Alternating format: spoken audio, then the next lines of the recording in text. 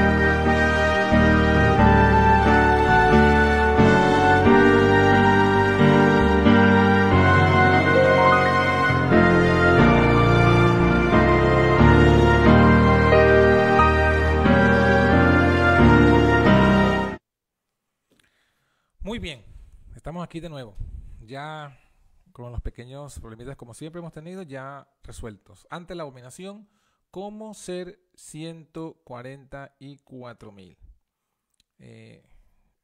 Y la lectura bíblica la encontramos aquí en el libro de Ezequiel, capítulo 8, versículo 6. Ezequiel capítulo 8, versículo 6. Dice así: díjome entonces, hijo de hombre, ¿no ves lo que estos hacen? Las grandes abominaciones que la casa de Israel hace aquí para alejarme de mi santuario. Vas, vuélvete aún y verás qué cosa. Abominaciones mayores. Eso está en Ezequiel capítulo 8, versículo 6. Y luego el capítulo 9, el versículo 4, también tenemos otra cosa que dice aquí. Díjole Jehová, pasa por en medio de la ciudad, por en medio de Jerusalén, y pon una señal en la frente a los hombres que gimen y que claman a causa de todas las abominaciones que se hacen en medio de ella. Entonces aquí tenemos los dos versículos que será el tema de estudio de esta mañana. Y les invito a que hagamos una pequeña oración para que el Señor entonces nos guíe y nos ilumine. Bondadoso Padre que moras en el alto cielo, en esta hora una vez más suplicamos tu dirección y tu guía en este estudio, que sea de bendición para todos los que vean, los que están viendo y los que luego vean este material. Te lo pedimos en el nombre de Jesús. Amén, Señor. Muy bien, hermanos. Como hemos dicho, aquí pueden preguntar a través de la ventana del chat. Estaremos aquí atentos para responder cualquier inquietud que tengan sobre referente al tema. El tema de Ezequiel, el tema de la abominación, el tema de la apostasía y los 144.000. Nosotros sabemos lo que está pasando. La mayoría sabemos lo que está pasando con el pueblo adventista oficial, la corporación. Y muchos me hacen comentarios, muchos me preguntan, muchos están pues quizás hasta cierto punto un poco preocupados o descontentos de lo que está pasando, de lo que estamos diciendo también, y no se interpreta estas cosas correctamente. Por ejemplo, aquí quiero pasarles, por ejemplo, aquí un comentario de algunas personas que nos preguntan, ¿no?, acerca de si somos adventistas, de que si queremos destruir a la iglesia, y justamente no es ese el objetivo. El objetivo no es ese, el objetivo simplemente es presentar la verdad para salvación de las personas, anunciar a los que no saben lo que está pasando para que estén al tanto y también se puedan preparar. También se puedan preparar para los acontecimientos pues venideros, no sean copartícipes del pecado y el Señor pues los pueda a ellos bendecir. Por eso es que leímos los dos versículos que acabamos de mencionar, Ezequiel capítulo 8, versículo 6 y Ezequiel 9:4, justamente es un mensaje que da Ezequiel en el pasado, pero que también tiene aplicación para el tiempo del que estamos hoy día viviendo. Y es porque nos habla de lo que Dios quiere hacer, está haciendo antes que vengan los castigos y la destrucción para el mundo. ¿Sí? Hay muchas circunstancias, ¿no?, que tenemos que tomar en cuenta y la respuesta la encontramos en la palabra. En la palabra encontramos la respuesta ante el tiempo que estamos viviendo, ante el zarandeo que se está viendo en el mundo entero, en la iglesia adventista y en todas las iglesias. Y la encontramos aquí en el libro de Ezequiel. Dios está haciendo una obra. ¿Y cuál es la obra? La que estamos leyendo aquí en el versículo 4 que tenemos en pantalla. Pasa por en medio de la ciudad, por medio de Jerusalén, y pon una señal en la frente a los hombres que gimen y claman a causa de todas las abominaciones que se hacen en medio de ella. Eso es lo que está haciendo el Señor. Está sellando, colocando un sello a los que están gimiendo y clamando, porque han visto y reconocen las abominaciones que se están haciendo en Jerusalén. ¿Y por qué Dios hace esto? Porque quiere hacerlo esto antes de que pase lo siguiente, lo que dice el versículo 5 y 6, que también tiene que pasar antes que pase la justicia divina. El versículo 5 y 6 dice: a los otros dijo mis oídos, pasad por en medio de la ciudad, en pos de él, detrás de él, después de él, y herid, no perdone vuestro ojo, ni tengáis misericordia. Matad viejos, mozos, vírgenes, niños y mujeres, hasta que no quede ninguno, pero a todo aquel sobre el cual hubiere señal no llegaréis, y habéis de comenzar desde mi santuario. Comenzaron pues desde los varones ancianos que estaban delante del templo. Es aquí donde vemos pues el castigo de Dios que viene hacia todas estas abominaciones. El Señor finalmente se va a levantar en juicio y castigo a todas las abominaciones que se cometen en el mundo y también en su pueblo especialmente. Y el juicio comienza, como lo dice Pedro, en la casa de Dios.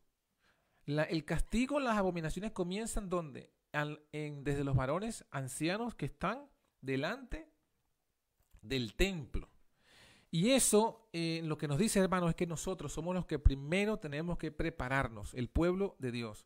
Ahora bien, esto que estamos aquí analizando tiene que ver con los 144.000.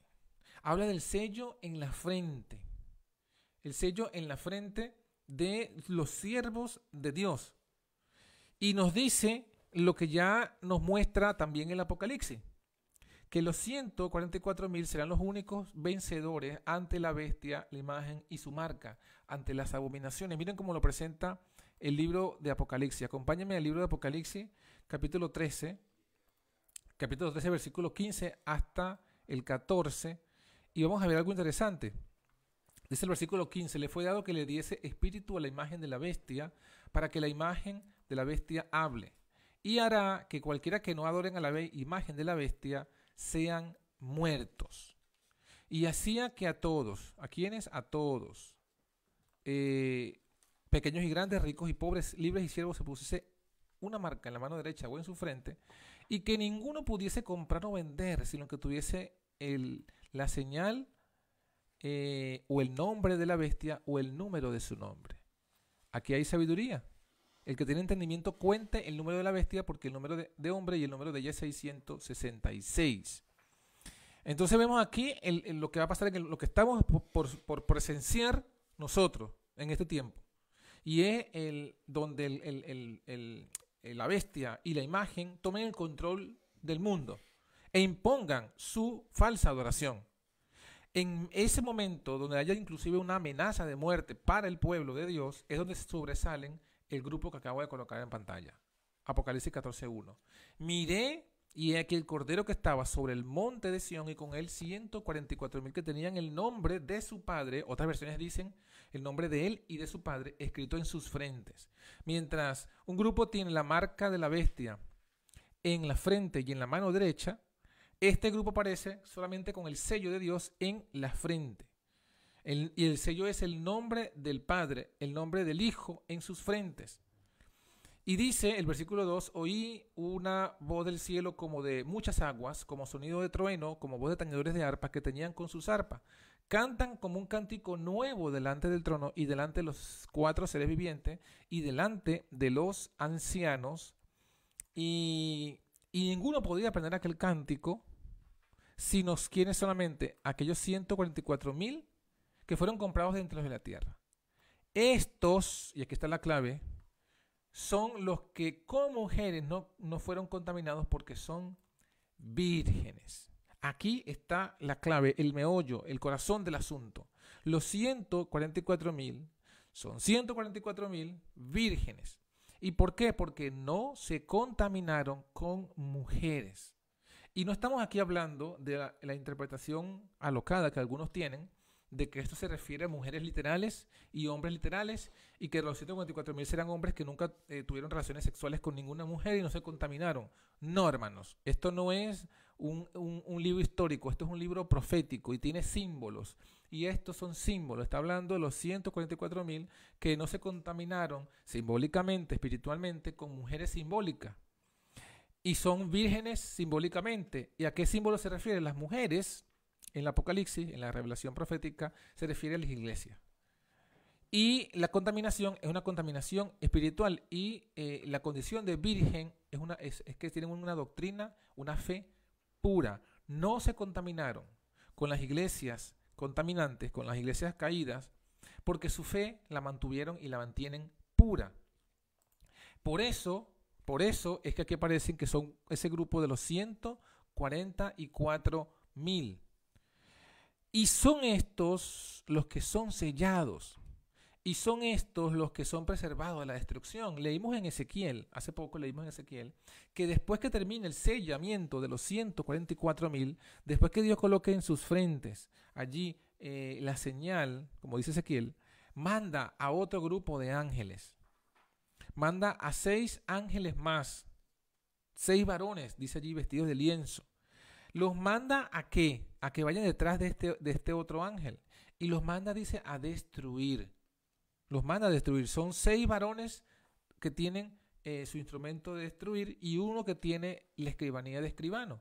Uno que hace el sello, un ángel sellador, y 6 que vienen a destruir detrás de él. ¿Y a quiénes van a destruir? Dice a todos, jóvenes, niños, mujeres, vírgenes. No se escapa nadie.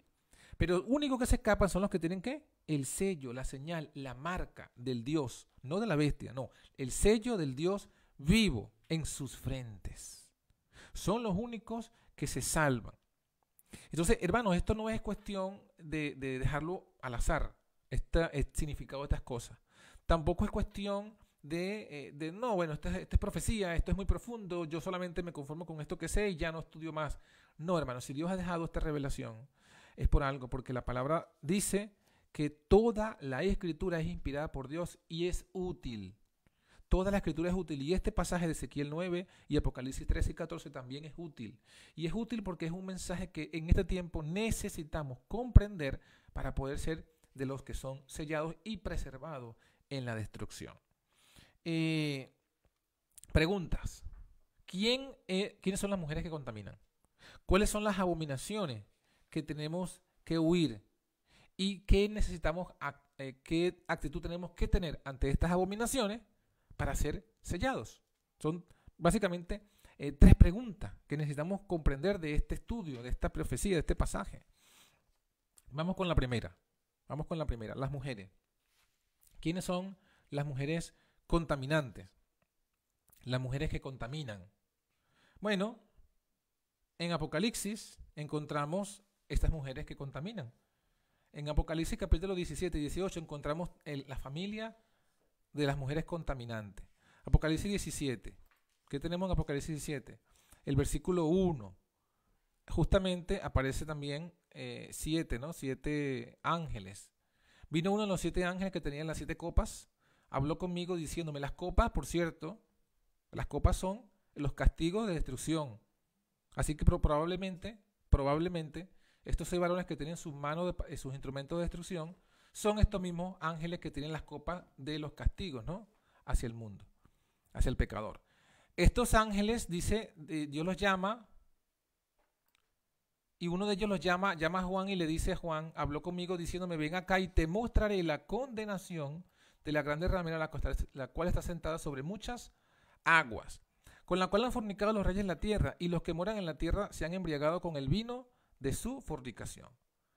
Me llevó el espíritu al desierto, vi una mujer sentada, una bestia bermeja o escarlata, llena de nombres de blasfemia, tenía 7 cabezas y 10 cuernos. La mujer estaba vestida de púrpura y de escarlata, adornada de oro, piedras preciosas y perlas, y aquí está el primer punto clave, teniendo en su cáliz de oro en su mano, lleno de ¿qué? Abominaciones, y de la inmundicia de su fornicación. ¿Quién es esta mujer? ¿Cuál es el nombre? En su frente un nombre escrito. Misterio. Musterion. Babilonia la Grande.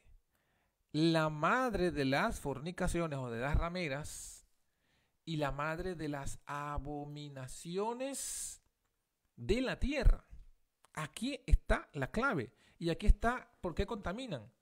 Esta mujer, que es la gran ramera, que es la madre, que sabemos que se refiere a la iglesia católica, pseudoapostólica y romana, esa es la madre, esa es la gran Babilonia.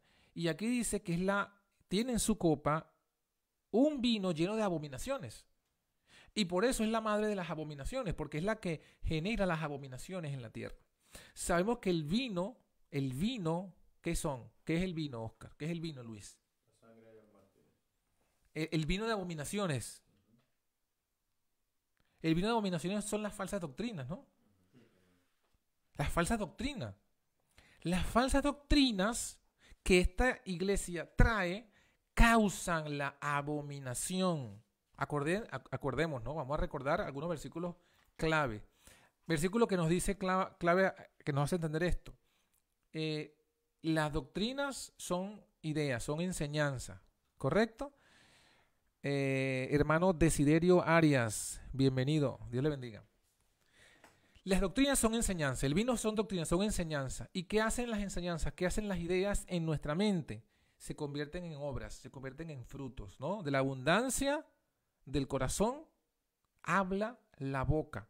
Así como es el hombre en su corazón, así es el tal. Es decir, las doctrinas que tenemos, las enseñanzas que tenemos, el vino que tengamos en nuestra mente, se va a manifestar en nuestras obras. Si nuestro vino es vino puro, que es las enseñanzas de Jesucristo, que es la sangre de Jesús, porque el vino tiene ese doble simbolismo, ¿no? Simboliza la sangre y a la vez la doctrina. Esas enseñanzas de Jesús se van a transformar en ¿qué? En frutos de justicia.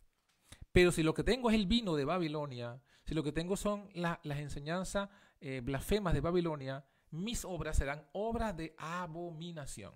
Por eso aparece en Apocalipsis 17 la simbología de la mujer en su copa lleno de abominaciones, y por eso es la madre de las abominaciones, porque es la que engendra esas abominaciones.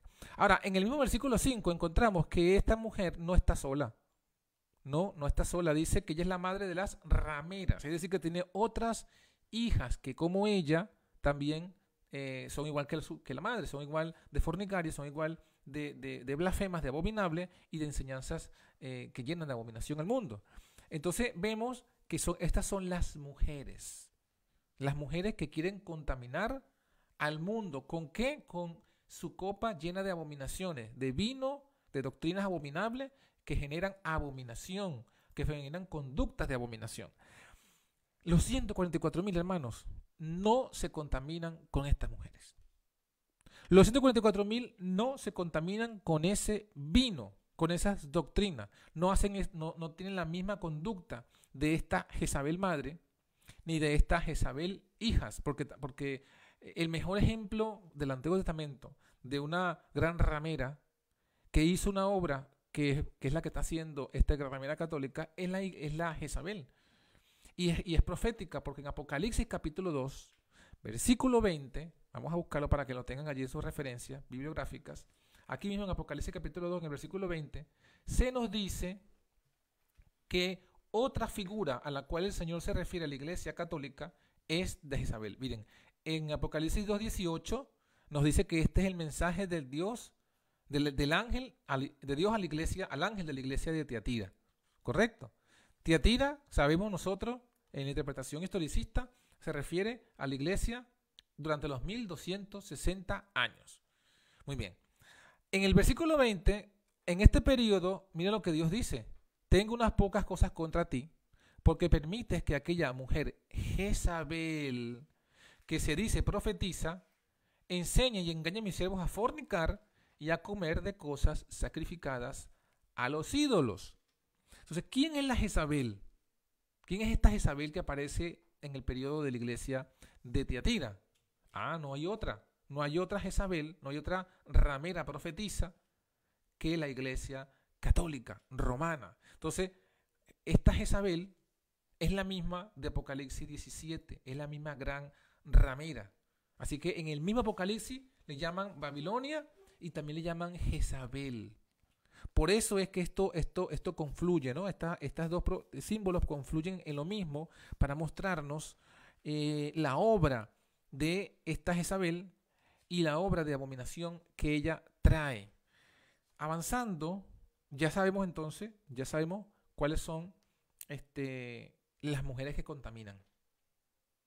Ya sabemos que esa fue una de nuestras preguntas. ¿Quiénes son estas mujeres de las cuales debemos rehuir? Bueno, ya sabemos que una es la Iglesia Católica Romana y sus hijas. ¿Quiénes son sus hijas? Todas las iglesias protestantes que comparten su actitud, su conducta y su doctrina. ¿Bien? ¿Preguntas, comentarios? Vale. Avanzando vemos entonces la otra pregunta que nos hicimos. Era estas abominaciones. Porque vemos aquí en Apocalipsis 17, vimos que ella es la madre de las abominaciones. Y cuando nos vamos a recordar, cuando fuimos a Ezequiel capítulo 9, se nos dijo que la clave, a Ezequiel 9:4, ¿no? Sí, 9:4, correcto. Se nos dijo que la clave para ser 144.000 sellados está en gemir y clamar a causa de todas las abominaciones que hace ella, ¿no? Gemir y clamar a causa de todas las abominaciones que se hacen en medio de ella. Aquí está, a causa de todas las abominaciones que se hacen en medio de ella. Eso es lo que se nos dijo. Entonces, antes de entender qué es gemir y clamar, hay que entender las abominaciones. ¿Cuáles son estas abominaciones que tenemos que evitar, de las cuales tenemos que gemir y clamar? Bueno, ya sabemos que son las abominaciones de la gran ramera, de la gran Babilonia, y la explicación más clara la encontramos en Ezequiel capítulo 8, que viene en el mismo contexto. Ezequiel capítulo 8 nos presenta a nosotros todas las 4, son las abominaciones, para los que están tomando nota, son 4. Según Ezequiel 8, son 4 abominaciones. Las abominaciones contra las que hay que gemir y clamar. Ezequiel, capítulo 8, versículo 3 al 5, nos menciona lo primero. Dice, esta es una visión, esta es otra visión. Bueno, es parte de la misma visión que estamos hablando en Ezequiel 9, pero es el comienzo de la visión. Y él dice que tuvo una visión que se le mostró allí un ángel. Y dice, aquella semejanza de hombre tomó la mano, extendió su mano y tomóme por las guedejas de mi cabeza. El Espíritu me alzó entre el cielo y la tierra y me llevó en visiones de Dios a Jerusalén, a la entrada de la puerta del adentro que mira hacia el norte, donde estaba la habitación de la imagen del celo, la que hacía celar. Es decir, él es llevado, Ezequiel está en Babilonia, cautivo, es llevado en visión a Jerusalén, y allí se lo lleva específicamente a la entrada. Y en la entrada, en la puerta de la entrada, estaba allí, dice, una imagen. La imagen del celo, que hacía, ¿qué cosa? Celar. Encuentra de entrada un ídolo. Y dice el versículo 4, he aquí, allí estaba la gloria del Dios de Israel como la visión que yo había visto en la visión del principio. Y me dijo, el versículo 5, hijo de hombre, alza tus ojos ahora. Alcé mis ojos hacia el norte y aquí el norte junto a la puerta del altar, la imagen del celo de la entrada. Entonces aquí tenemos la primera abominación. La primera abominación es una imagen, es un ídolo, es un dios falso en toda la entrada de todo el sistema del santuario. Un dios ajeno y en el mismo templo del Señor. Segundo abominación. Vamos a ir ahora al versículo 7 al 11. Llevóme a la entrada del atrio y miré y aquí una pared, en la pared un agujero. Y me dijo, hijo del hombre, cabe en la pared y aquí una puerta. Díjome luego, entra y ve las malvadas abominaciones que estos hacen aquí. Allí. Entré pues, dice aquí, el versículo 10. Entré pues y miré. Y aquí imágenes de todas serpientes y animales de abominación. Y todos los ídolos de la casa de Israel que estaban pintados en la pared al derredor. Delante de ellos estaban 70 varones de los ancianos de la casa de Israel. Y Hazanías, hijo de Safán, estaba en medio de ellos, cada uno con su incensario en su mano. Y del sahumerio subía espesura de niebla. Entonces, mis hermanos, vemos que la segunda gran abominación son los 70 ancianos, el Sanedrín completo, la Asociación General de los Israelitas del séptimo día estaba aquí adorando con el incienso a estos reptiles, a estas serpientes, a estos animales inmundos y de abominación, ofreciéndoles las oraciones. Estaban pues orando. La oración era una oración de abominación, orando a dioses falsos, orando a los animales inmundos. No solamente la imagen del celo a la entrada, sino que un poco más adentro, ya entrando al atrio, entonces en la pared del atrio tenían estas cámaras pintadas y allí estaban haciendo las oraciones a estas falsos dioses también. Otra gran abominación. Tercera gran abominación, el versículo 15. El 14. Versículo 14 aparece la tercera gran abominación y dice, me llevó a la entrada de la puerta de la casa de Jehová, que está al norte, y he aquí, dice, mujeres que estaban allí sentadas, ¿qué? Endechando a Tamuz, llorando a Tamuz, lamentándose por Tamuz. Estaban haciendo parte del rito del viaje de Tamuz al inframundo, según la filosofía, según esta religión, estos dioses. Y estaban haciendo parte del culto, y no solamente eso, lo estaban haciendo allí mismo, en la puerta de la casa de Jehová. O sea, no era que estaban en otro templo de otro dios. No, ellos habían convertido el templo de Dios en casa de estos dioses y de estos ídolos. Habían metido los ídolos allí a usurpar el templo de Dios. Y la última y la mayor de todas las abominaciones la encontramos pues en el versículo 16 al 25. Metióme en el atrio de adentro de la casa de Jehová, he aquí junto a la entrada del templo de Jehová, entre el altar y la entrada, como 25 varones, dice aquí, 25 varones que estaban sus espaldas vueltas al templo de Jehová y sus rostros al oriente, y se encorvaban o se inclinaban al nacimiento del sol. Y me dijo, ¿no has visto, hijo de hombre? Es cosa liviana para la casa de Judá hacer todas las abominaciones que hacen aquí. Después que han llenado la tierra de maldad, se tornaron a irritarme, y aquí que ponen hedor a mis narices. Pues yo también haré mi furor, no perdonará mi ojo, ni tendrá misericordia, y traerán a mis oídos con gran voz, y no los oiré. Entonces, mis hermanos, aquí encontramos en la cuarta abominación, adoración al sol. Así que encontramos que las abominaciones que ha traído esta Jezabel moderna es la idolatría, son dioses falsos, son ritos falsos, es la adoración al sol. Y hermanos, esto lo sabemos, miren, la adoración al sol no es más que el día domingo, la observancia del domingo. ¿Quién es el dios de Jezabel? Acordémonos que aquí estamos hablando, la Biblia nos habla de Jezabel. Cuando nos habla de Jezabel, automáticamente pensamos ¿en quién? En Elías. Hermano Juan Zúñiga, bienvenido.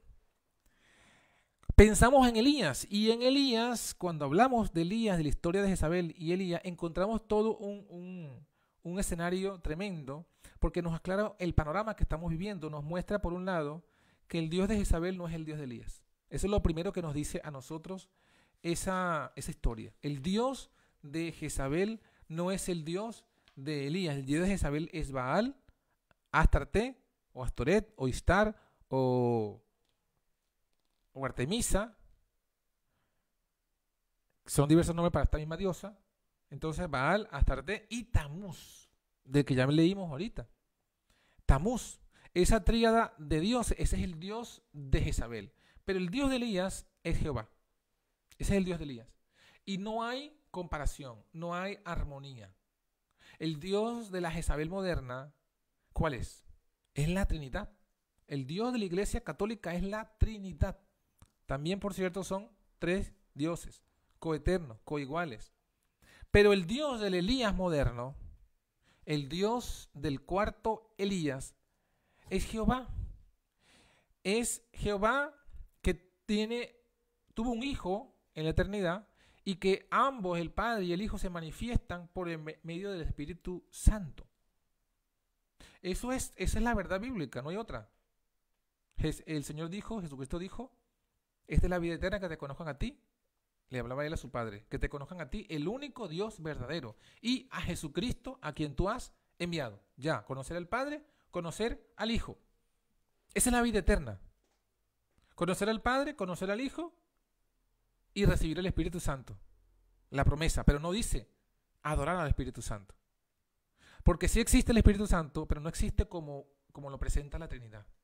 No existe como lo presenta la Trinidad. ¿Por qué? Porque la Trinidad presenta una deidad espiritista.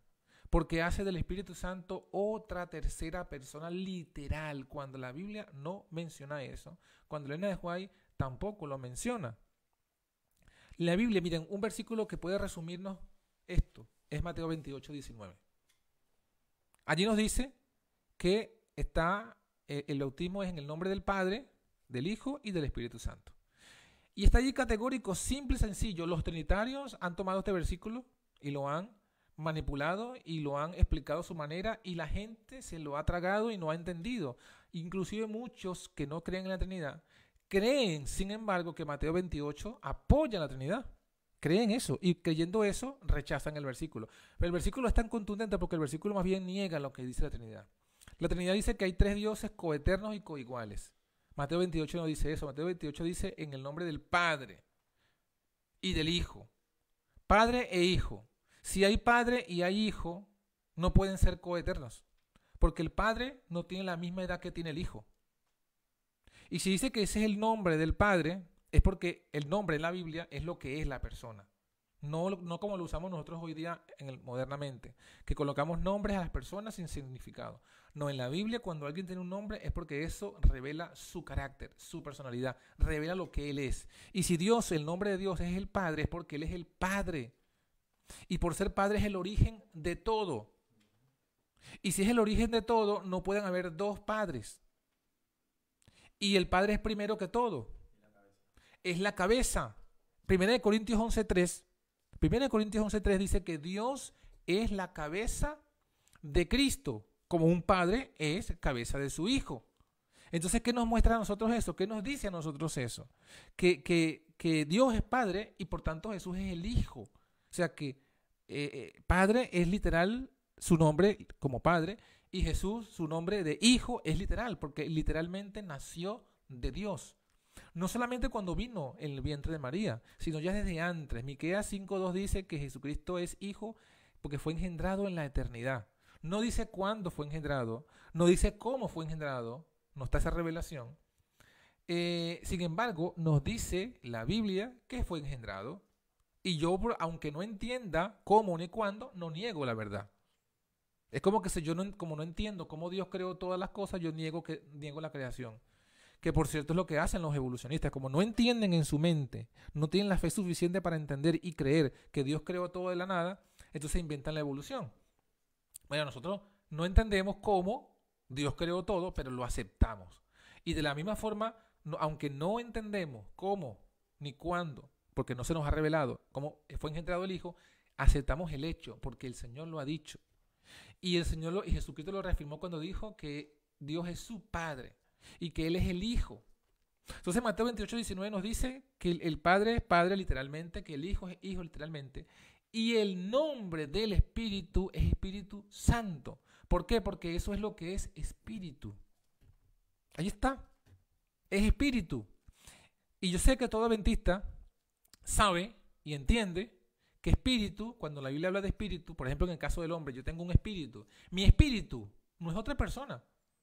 Creer que mi espíritu es otra persona es creer en el espiritismo. Eso es lo que sería creer que mi espíritu es otra persona.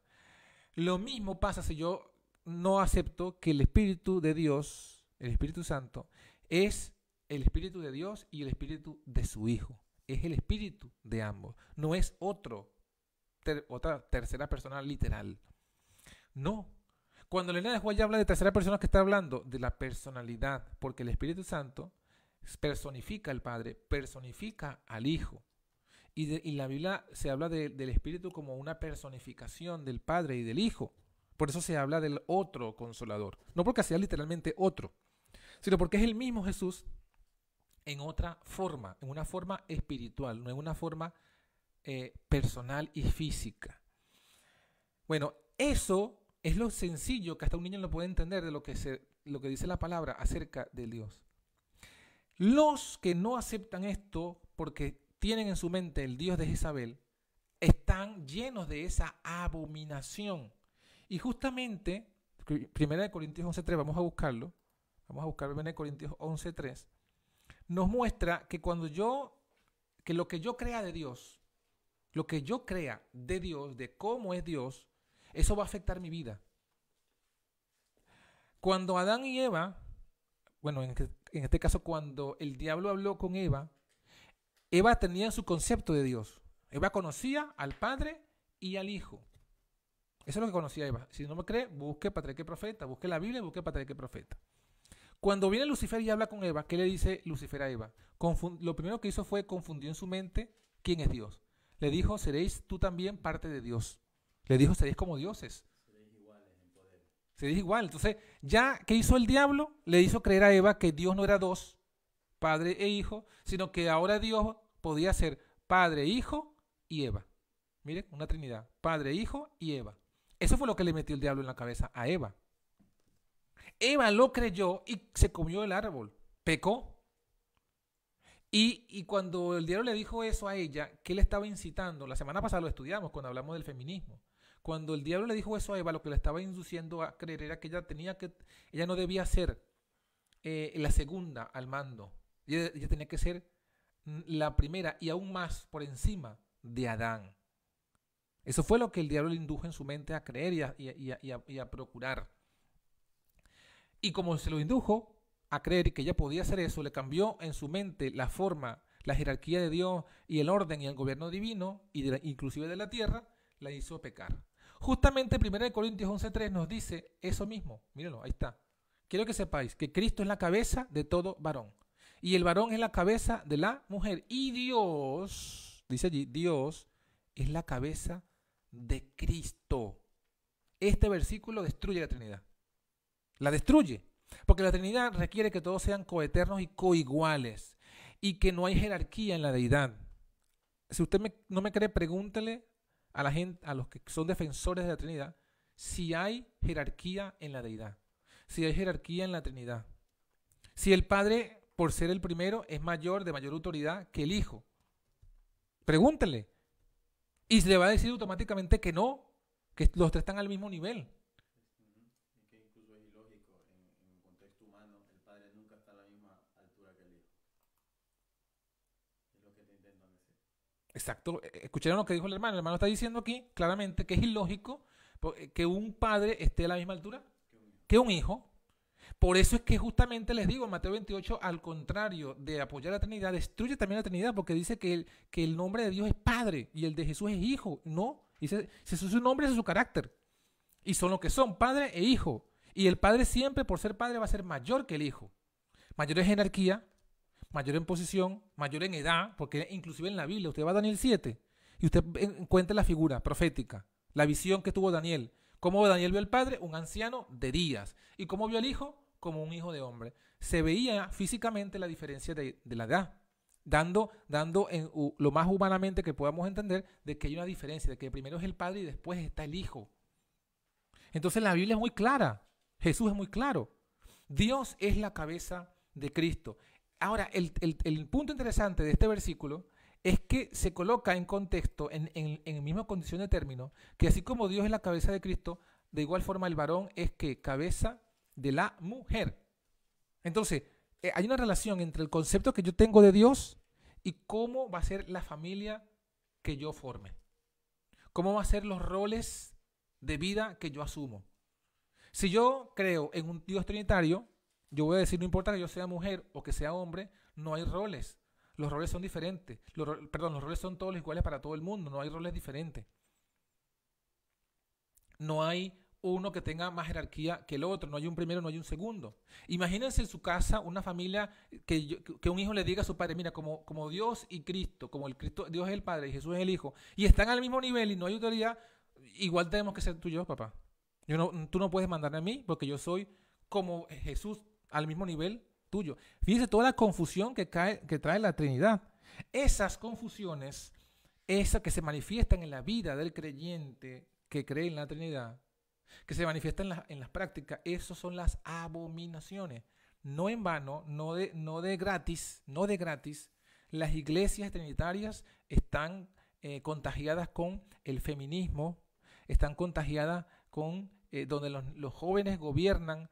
Vamos a buscar un versículo que lo dice, mire, Isaías 3 lo representa claramente.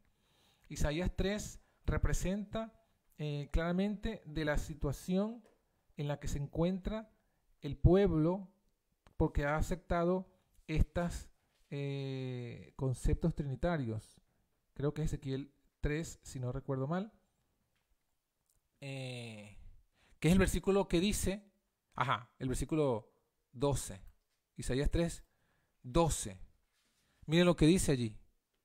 Dice los exactores, dice esta versión, ¿no? Los exactores o los que gobiernan mi pueblo, los que gobiernan mi pueblo son muchachos, neófitos, y mujeres se enseñorearon de él. Note cómo lo dice la Biblia. Se enseñorearon de él. Pueblo mío, los que te guían te engañan y tuercen la carrera de tus caminos. Esa es la situación de una iglesia que se ha ido tras los ídolos, tras los dioses falsos. ¿Cuál es? Una iglesia donde gobiernan los niños y las mujeres. Isaías 3:12. Y no en vano, Jezabel, que era sacerdotisa y profetisa de esos dioses falsos, era una mujer que ejemplifica, como ninguna otra historia en la Biblia, como ninguna otra mujer en la Biblia, Jezabel personifica el espíritu del moderno feminismo. Y esas abominaciones están mezcladas junto con el Dios trinitario. Por eso es que son abominaciones. Por eso es que una es el vino abominable que engendra obras abominables, que engendra todas esas abominaciones que el Señor rechaza. Isabel era una mujer que no se sujetaba al gobierno, al orden de Dios, y ella más bien Jezabel era la cabeza sobre Acab, sobre su marido. Era una mujer que era sacerdotisa, cuando Dios estableció que las mujeres no pueden ser sacerdotes, sino que son hombres. Y ese es el espíritu hoy día de la ordenación de la mujer como pastora. Es una mujer sacerdotisa que quiere controlar a los líderes. Es una mujer sensual y seductora en su vestimenta. Dice la Biblia que cuando vino Jehú a atacarla, ella se untó antimonio en los ojos para seducirlo. O sea, en su vestimenta sensual y seductora. Es una mujer fornicaria de baja moral sexual. Y es hechicera. Es hechicera. Y si ustedes aquí se los voy a colocar, como les decía a los hermanos cuando les compartí esto temprano en la mañana, en Apocalipsis capítulo 18, hablando de esta Babilonia, en el versículo 23, perdón, ahí lo tienen en pantalla. Miren lo que dice. Dice, luz de antorcha no alumbrará más en ti, ni voz de esposo y de esposa será oída más en ti, porque tus mercaderes eran los magnates de la tierra. Y dice, porque por tus hechicerías, todas las gentes han errado. Ahora, si ustedes veamos aquí en este programa, podemos ver en ese versículo donde habla de hechicería, vamos a ver qué palabra griega está. Aquí, hechicería es griego 5331. Y les voy a colocar aquí el diccionario para que ustedes vean. Ahí está.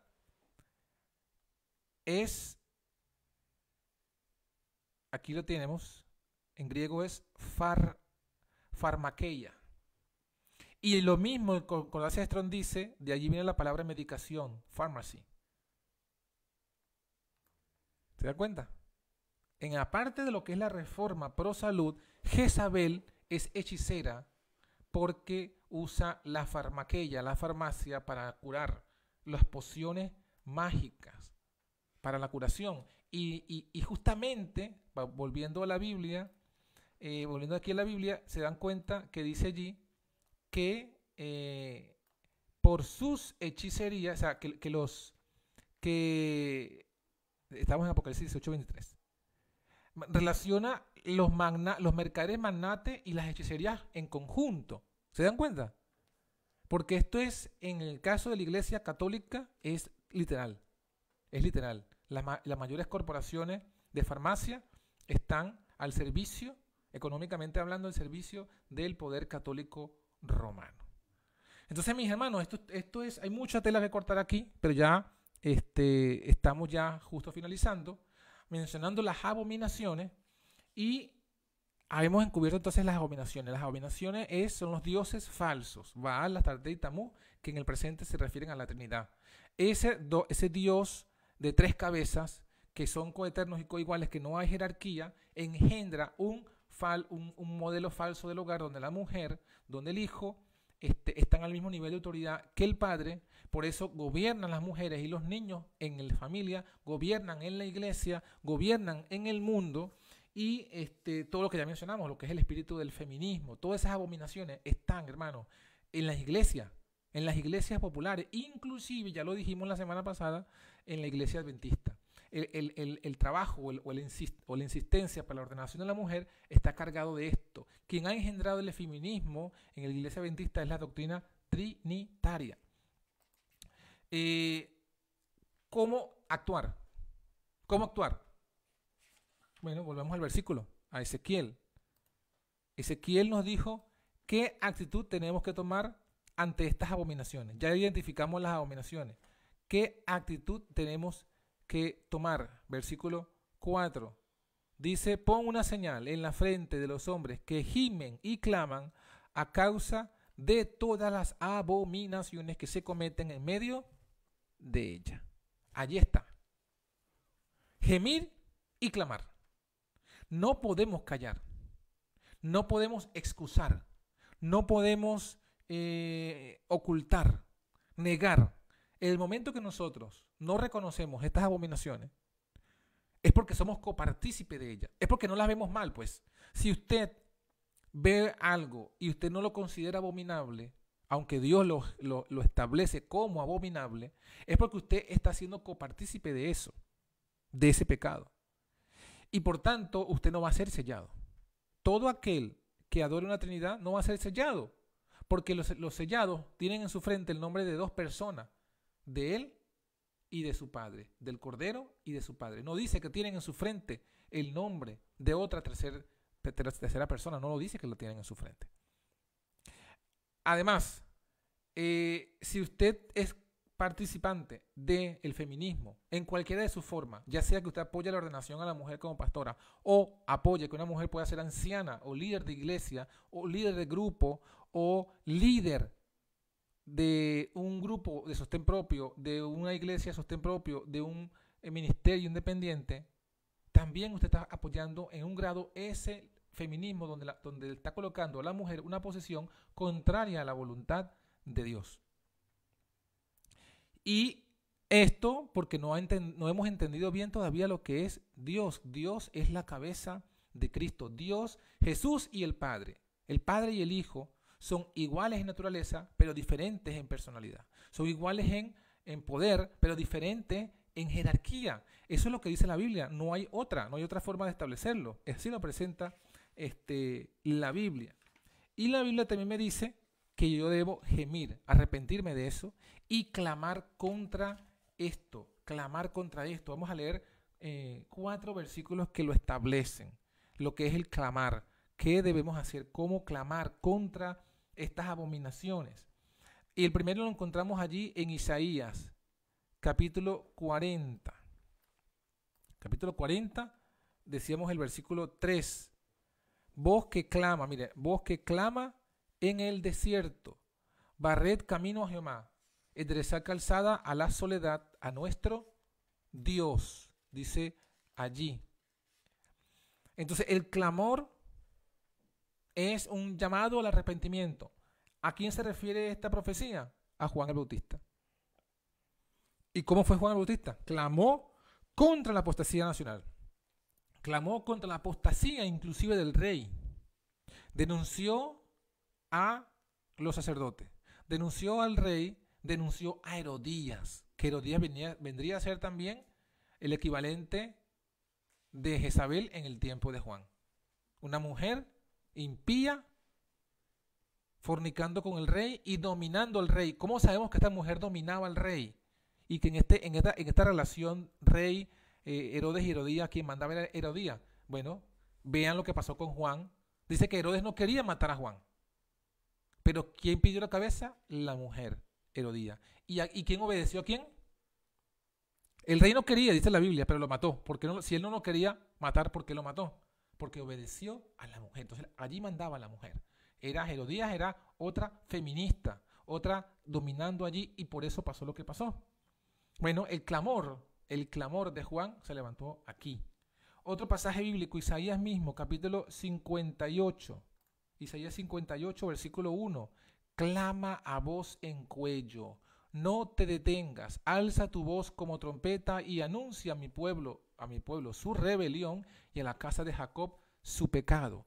Clamar por las abominaciones es clamar a voz en cuello, anunciando la rebelión al pueblo. Y aunque muchos dicen que estamos haciendo mal, que queremos destruir la iglesia, no, hermano. Estamos clamando porque ese es nuestro deber, clamar contra las abominaciones que se cometen en Jerusalén.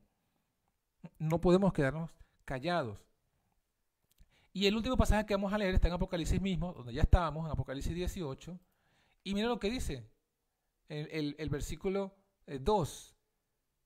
Hablando del cuarto ángel, dice: clamó con fortaleza en alta voz, diciendo: caída es la grande Babilonia. Se ha hecho habitación de demonios, guarida de todo espíritu inmundo y albergue de todas aves sucias y aborrecibles. Clamar en los versículos que hemos leído, Isaías 40, Isaías 58 y Apocalipsis 18, en todos ellos es clamar, es denunciar la apostasía, denunciar las abominaciones, llamar al arrepentimiento, llamar a apartarse de todas esas apostasías. Por tanto, cuando el Señor dice en Ezequiel capítulo 9, versículo 4, pon un sello a los hombres que gimen y que claman a causa de todas las abominaciones, está diciendo, pon un sello a los que denuncian las abominaciones de mi pueblo. Pon un sello a los que claman, llamando a mi pueblo a su rebelión, denunciando su pecado. Pon un sello a los que claman fuertemente contra Babilonia, porque la denuncian como una iglesia caída, falsa, que se ha llenado de demonios. A esos que se ponen a clamar, ponle un sello en su frente. Pero a los que no claman, a los que no hacen esta labor de gemir y clamar, entonces el Señor los denuncia y no los va a sellar, hermano. Miren lo que dice, vamos aquí ahora a el espíritu de profecía. Esto que tienen aquí en pantalla es Joya de los Testimonios, tomo 2, ahí lo tienen, tomo 2, el sello de Dios, se titula el capítulo, y comienza justamente hablando de Ezequiel 9. Habla de todo lo que dice y lo que ya leímos en la Biblia, versículos 3 al 6, y menciona una explicación, hace un paralelismo con los amorreos, el tiempo que Dios les dio, Dios llama a cuenta a las naciones, y habla a nivel general primero. Pero luego, de que menciona la situación de las abominaciones como están en el mundo, luego habla de la iglesia, dice, la levadura de la piedad no ha perdido todo su poder. En el tiempo en que son mayores el peligro, ahí lo tenemos en rojo, mayores el peligro y la depresión de la iglesia. El pequeño grupo que se mantiene en la luz estará, ¿qué? Suspirando y clamando por las abominaciones que se cometen en la tierra. Pero sus oraciones ascenderán más especialmente en favor de la iglesia, porque sus miembros están obrando a la manera del mundo. Y está muy bien, mucha gente dice, eso es lo que tenemos que hacer, orar por los dirigentes que están en apostasía, por las abominaciones. No es lo único, porque esas son una de las cosas, gemir y clamar. Vamos a seguir leyendo. Dice, en lo que está en amarillo, estos que suspiran y lloran han estado ofreciendo las palabras de vida, miren lo que dice aquí, han reprendido, han aconsejado y suplicado. Entonces parte de clamar es reprender. Dice que falta el poder y la presencia de Dios en Israel. Sigue diciendo que estos humildes y consagrados discípulos de Cristo se distinguirán del resto del mundo por la angustia del alma expresada en lamentos, lloros, reproches y amonestaciones, hermano. Algunos leen solamente una parte que les conviene. Leen que hay que orar, que hay que gemir, pero no leen donde también la Biblia y el Espíritu de Profecía nos dicen que también tenemos que hacer reproches y amonestaciones. ¿Qué pasa con los que no hacen esto? Está en rojo. Mientras que otros procuran arrojar un manto sobre el mal existente. Arrojar un manto, excusar. Allá ellos son los dirigentes, ellos verán qué hacen con los diezmos, ellos verán qué hacen con las almas, ellos verán qué hacen con ese ecumenismo, ellos verán qué hacen, y ahí sí la gente se excusa. Los que excusan la gran impiedad que prevalece por doquiera. Ese es el otro grupo de los que no van a ser sellados. Sin embargo, los que sí son sellados, dice, los que tienen celo por el honor de Jehová y amor por las almas, no callarán para obtener el favor humano. No callarán. Y finalmente dice muchas más cosas, están ahí subrayadas, pero no las vamos a leer todas. Pero finalmente dice, aquellos que no sienten el pesar por su propia decadencia espiritual, ni lloran sobre los pecados ajenos, quedarán sin el sello de Dios.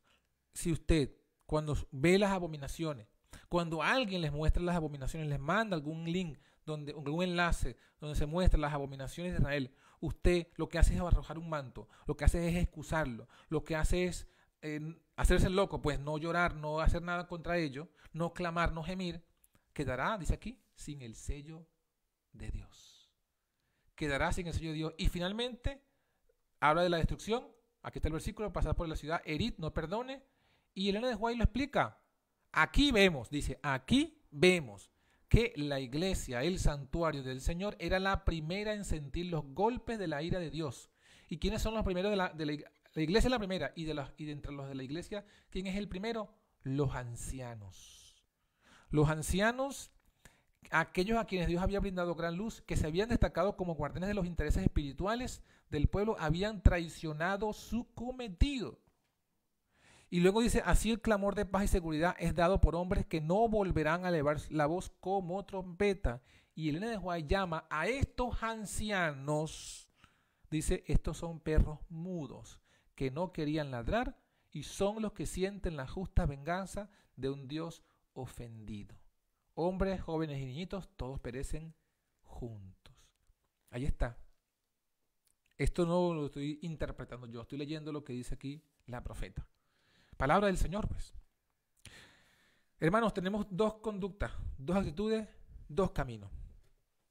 O reconocemos las abominaciones, gemimos y clamamos contra ella, denunciándola como clamó Elías, como clamó Juan, como debe clamar el cuarto ángel, y así recibimos el sello, o las excusamos, las justificamos, damos un clamor de paz y seguridad.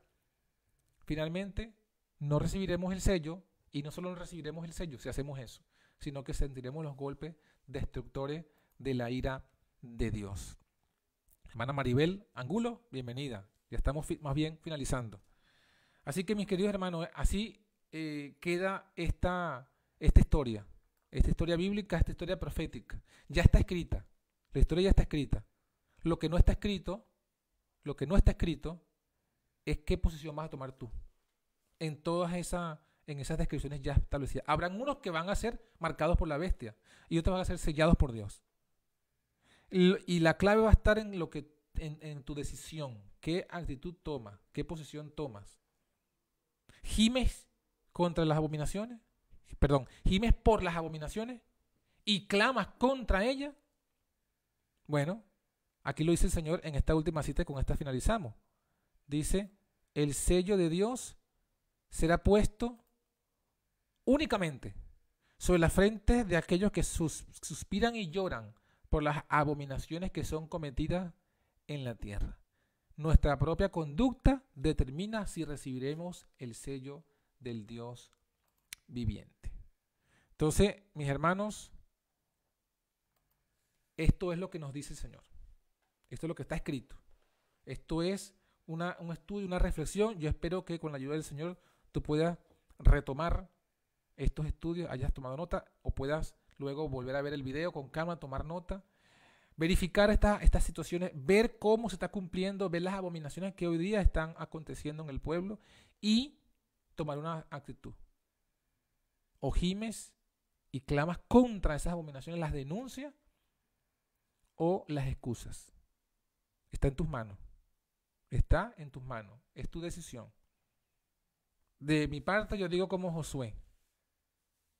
Si a ustedes les parece bien servir a estos dioses falsos, está bien, es su decisión. Pero yo y mi casa serviremos a Jehová. ¿Y tú, hermano? ¿Y tú, hermano? ¿Y tú, Luis? A Jehová. Amén. Yo también espero que ustedes digan a Jehová. Que el Señor nos bendiga. Vamos a orar para concluir.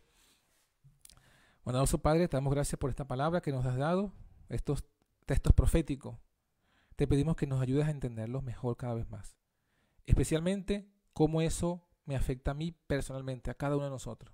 Que podamos comprender y discernir qué estamos haciendo, qué actitud estamos tomando. Si la actitud de callado, de no decir nada, de justificar, de encubrir, de negar, o la actitud de el atalaya, de gemir, adolorido por esta situación, pero también clamar contra ella, denunciar, invitar a la gente al arrepentimiento.